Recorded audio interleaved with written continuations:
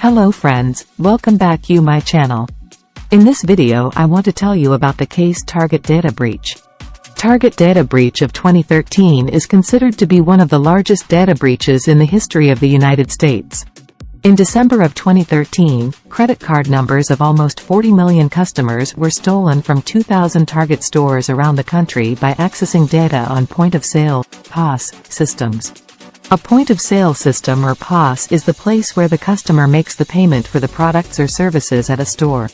On the 10th of January 2014, Target announced that personally identifiable information, PII, data i.e. names, phone numbers, addresses, and email addresses of up to 70 million customers were stolen. In both types of data stolen, there was an overlap of 12 million people. So, in total, around 98 million people were affected. In estimation, almost 11 gigabytes of data was stolen. The stolen data of the customers was available on online black market forums known as card shops for sale. The U.S. governing body, i.e. Senate Committee on Commerce, concluded in March 2014 that Target had missed opportunities to prevent the breach resulting in such catastrophic outcomes. The management of Target reported that the breach cost them over $61 million. It was also reported that the security staff at Target has raised their queries regarding the known vulnerabilities of their POS systems before the breach, but no necessary steps were taken to fix the issues. It is believed that the attackers had access to Target systems for over a month before the breach was detected. Independent sources around the world have made a rough estimation that the cost of fraudulent charges resulting from the stolen credit card numbers is from $250 million to $2.2 billion. There are over 80 lawsuits filed against Target. How did the breach occur? As the first step of any cyber attack, the attackers did spend a great amount of time on recon about the target. A simple Google search was used to learn about vendors that Target interacts with. The search revealed sizable information about the vendors and the lists of HVAC and refrigeration companies.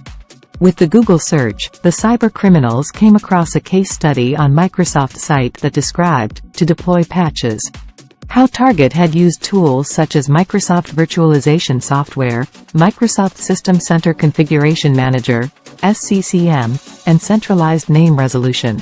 This case study also revealed Target's technical infrastructure in detail, which also included POS system information, which was the main point for the breach to occur. After the recon, the attackers concluded to attack the vulnerabilities of the third-party vendor, Finacial. A phishing email was sent to Finacial, the refrigeration vendor of Target, almost 2 months before the breach occurred. Finacial could have prevented the malware in the first place via real-time malware prevention tools. But the vendor was using a free version of the Malwarebytes anti-malware. The malware used was Citadel, which is a password-stealing bot program that was probably embedded in PDF or Microsoft document present in the email and then installed on vendor computer. The malware was able to obtain the login credentials for the online vendor portal. After the recon, the attackers concluded to attack the vulnerabilities of the third-party vendor, Finacial. A phishing email was sent to Finacial, the refrigeration vendor of Target, almost 2 months before the breach occurred. Finacial could have prevented the malware in the first place via real-time malware prevention tools. But the vendor was using a free version of the Malwarebytes anti-malware. The malware used was Citadel, which is a password-stealing bot program that was probably embedded in PDF or Microsoft document present in the email and then installed on vendor computer. The malware was able to obtain the login credentials for the online vendor portal. Once the attackers had the login credentials, they were able to gain network access of Target. It was indicated by a former security employee of Target that it was probably Target's web portal, Ariba, which is an external billing system. The ex-employee also mentioned that the portal was not fully isolated from the rest of the network. After getting access, the attackers used an administrative application BMC account with its default username and password to move within the network. It is believed that netcat.exe raw commands were used to load hacking-related commands to compromised systems. Target's network was accessed by the attackers for the first time, on November 12, 2013. Once the attackers were able to access the network, it was time to establish command and control system. Attackers used the vendor portal as the gateway to access other systems. Reconnaissance was performed by the attackers on the command and control systems to look for vulnerabilities present in other systems. Further infiltration on the network was done through this system. Moreover, additional reconnaissance was performed by the attackers from the system using network command tools. Additional hacking tools were downloaded to the system. It is believed by security researchers that a vulnerability in a Windows domain controller was found by the attackers, that was used to gain access to the POS systems. Except for centralized authentication, each retail store was an autonomous unit. The Microsoft case study could have probably hinted the attackers to look for this centralized pivot point, that ended up being a bonus for them. It is said that the distribution of malware was performed by an automated update process and SCCM was the deployment method. The virus scanners available were not able to detect the malware as it was a custom type of black POS malware. This malware was available for sale in the online black market for $1,800 to $2,300 US dollars.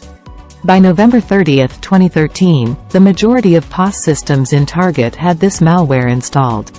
The server with network access to the point-of-sale systems served as a command and control system to the POS malware-infected systems.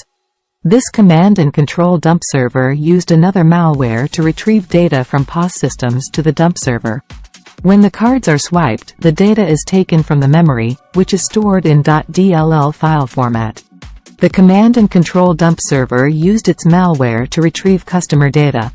Customized ping packets were used by the attackers to signal when data will be transferred from a point-of-sale machine to a compromised machine on the LAN.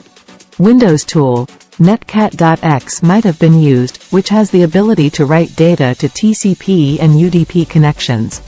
The attackers hijacked the exfiltration on the target network and installed another malware that provided data extraction functionality for stolen customer data.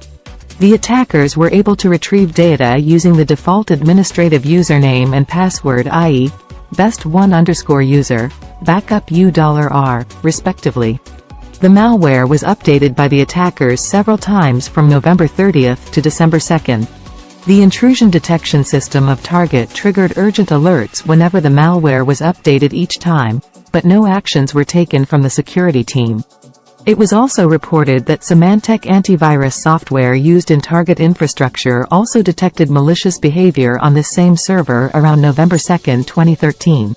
On December 2, the hackers were able to send data to their servers present all over the world with the data exfiltration server that passed the data to an external FTP server. The servers were believed to be located in Eastern Europe. The data was transmitted in clear text to the mapped location.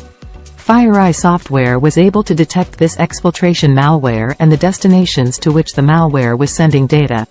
Target used a software named FireEye, which is a security monitoring software, which alerted the staff in India, who notified the malware detected to Minneapolis staff but no action was taken.